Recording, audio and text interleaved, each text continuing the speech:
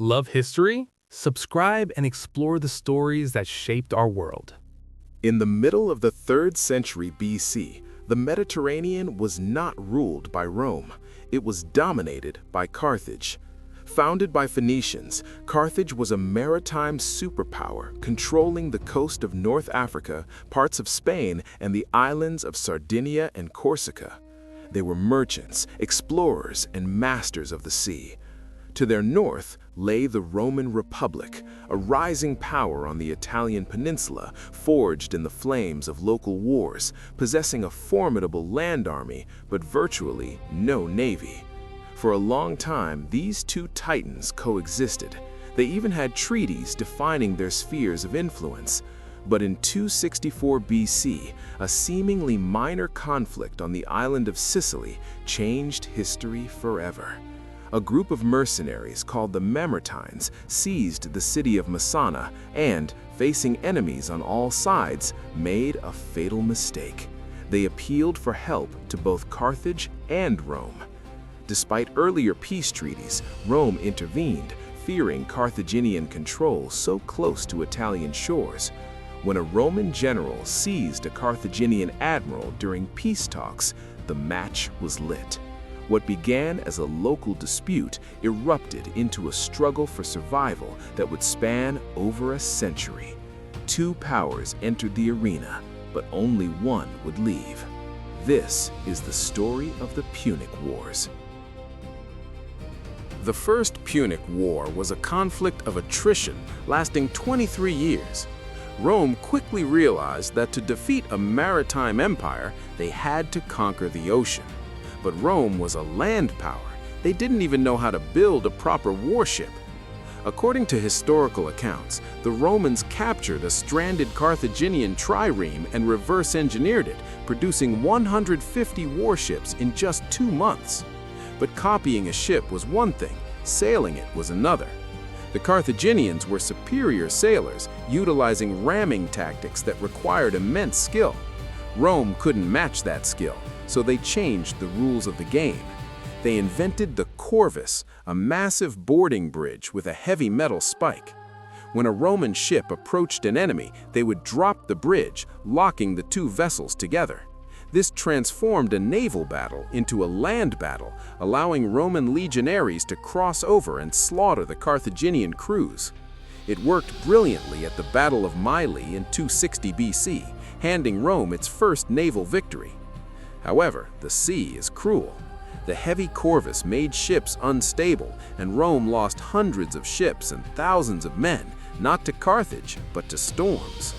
The war dragged on, exhausting the treasuries of both nations. The stalemate finally broke in 241 BC. Rome, funded by private donations from its citizens, built a new fleet of lighter, faster ships, this time without the heavy corvus. At the Battle of the Agadi Islands, the Romans cut off a Carthaginian relief fleet laden with supplies. Carthage, unable to supply its forces in Sicily, surrendered. The Treaty of Lutatius ended the war. Carthage evacuated Sicily and paid a massive indemnity. But the humiliation didn't end there. While Carthage was paralyzed by a mercenary rebellion at home, Rome seized the opportunity to annex Sardinia and Corsica, threatening a new war if Carthage resisted. This unfought war for Sardinia was a turning point. It was viewed by Carthaginians as a theft contrary to all justice.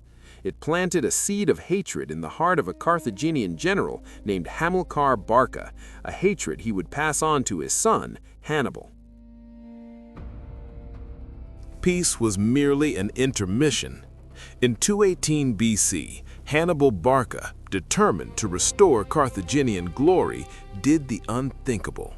He marched an army, including war elephants, out of Spain, across the Pyrenees, and over the snow-capped Alps into Italy. Hannibal's arrival was a shock to the Roman system. He didn't just defeat Roman armies, he annihilated them. At the Battle of Trebia and Lake Trasimene, he used ambushes and terrain to destroy the legions sent against him. Rome was desperate.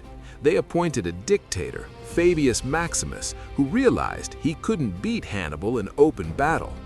Fabius adopted a strategy of delay, the Fabian strategy, shadowing Hannibal and cutting off his supplies while avoiding direct contact. But the Romans, impatient and proud, despised this cowardice. In 216 BC, they amassed an army of 86,000 men, the largest in their history, to crush Hannibal once and for all at Cannae. Cannae remains one of the most studied battles in history. Despite being outnumbered, Hannibal arranged his troops in a crescent formation. As the Roman infantry smashed into the center, Hannibal's line buckled but didn't break, drawing the Romans into a trap. The Carthaginian cavalry swept around the flanks, and the African infantry closed in from the sides. The Romans were completely encircled. It was a slaughter. Ancient sources claim up to 70,000 Romans died in a single afternoon. It was a tactical masterpiece, a battle of annihilation that generals would study for the next 2,000 years. Panic gripped Rome. They resorted to human sacrifice, burying people alive to appease the gods. Yet, remarkably, Rome did not surrender. They refused even to ransom their prisoners. Hannibal remained in Italy for over a decade, undefeated but unable to deliver the final blow. Meanwhile, the war raged elsewhere. In Sicily, the Romans besieged Syracuse, which had defected to Carthage. There, they faced the genius of Archimedes. The elderly inventor created claws that plucked Roman ships from the sea and heat rays to burn them. But eventually, Syracuse fell, and Archimedes was killed. The tide finally turned when a young Roman general, Scipio, later known as Africanus, took the war to Africa. He threatened Carthage directly, forcing Hannibal to return home. In 202 BC, at the Battle of Zama, Scipio used Hannibal's own tactics against him. He neutralized the war elephants and broke the Carthaginian lines. Carthage surrendered. They were stripped of their empire, their fleet, and their dignity.